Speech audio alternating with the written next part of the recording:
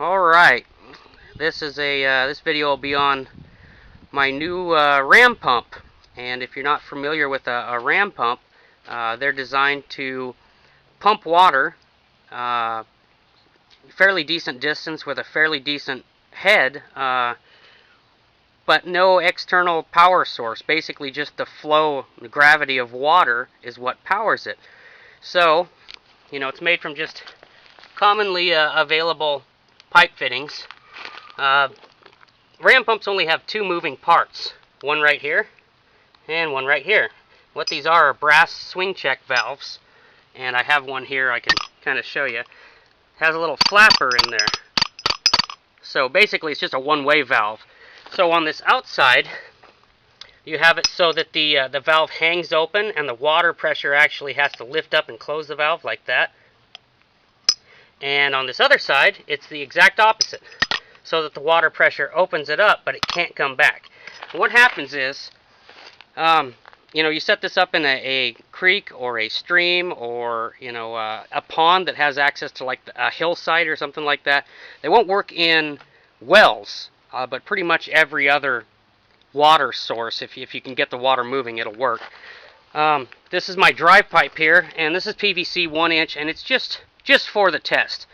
Drive pipes are best if made out of steel, but for testing purposes this PVC will work. And it runs right up here to my porch, to a 4-gallon bucket with a whole bunch of silicone gobbed on it. And basically this is just my water source, my temporary water source to test this thing. And I have a garden hose here that I just pour water into it. So the water comes flowing down this 1-inch pipe, and because it has some weight behind it, some gravity behind it, it has some force. It continues through this pipe and it'll flow out this valve until the flow rate reaches a point where the little flapper can no longer hold it back and it slams shut, and that creates what's known as a water hammer effect. The water has nowhere to go but up through this check valve, and this is a 2-inch by 30-inch piece of PVC. It has a cap welded, I'm used to fabricating, cap glued on the top. And 15 inches of this, basically half the distance, is filled with closed cell foam, or more commonly known as a water weenie. Basically, and what this acts like is a bladder, closed cell form. So every time this thing pumps, it'll compress this and rebound, and compress and rebound. This is the simplest way I found to build them. Other people use bicycle inner tubes and things like that. But anyhow, the water slams this shut, it's forced up into here, and it compresses the air that's in this tube to a point where the air wants to spring back because it's been compressed from that water hammer effect.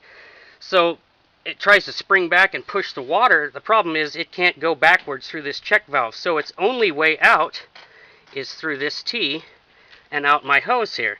And basically I've got this hose that runs up the side of my house, and we'll try to get out of the sunlight up to the top of a 6-foot ladder sitting on the edge of my roof here, and that's probably about 15 foot ahead, with basically 4 foot of fall from my source bucket up here. So this thing, it's pretty neat. We'll go ahead and get it fired up for you. Basically, we'll come over here and turn on my man-made spring here, and that starts filling my bucket. So we'll come over here. Okay. So we just drop that in there, start filling the bucket. Oh, the pump's already started clicking, I can hear it. So basically, that's what happens. The water's flowing, it slams that little check closed, and we're building up pressure, although I think my gauge is bad because I'm not reading any pressure, but the pump certainly works. So basically gravity is forcing this pump to operate. Now we'll crack this valve here, and you'll hear the second valve start clicking. Oh, she stopped. We got too greedy. Just give her a poke. I gotta go slow down my man-made stream here.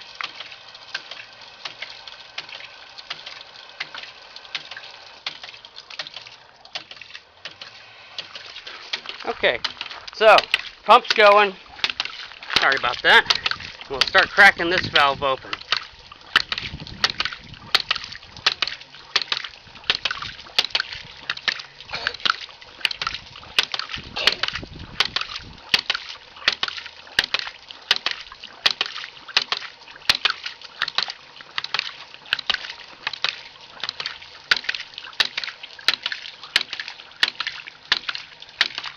And before too long, there we go, I just heard it. We're pumping water. Although you can't see it falling right now. Let's get in a spot where you can see. There we go. I'll try to get up there.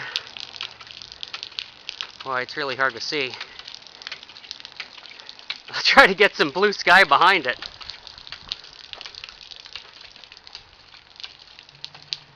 That is hard to see. Anyhow, that's the water we're getting pumped out of it. It's about 10% or so of the water that's going through the pump actually gets pumped to where you're going. And while this may not look like a very large amount of water, you got to remember that this thing runs 24 hours a day, 7 days a week, non-stop.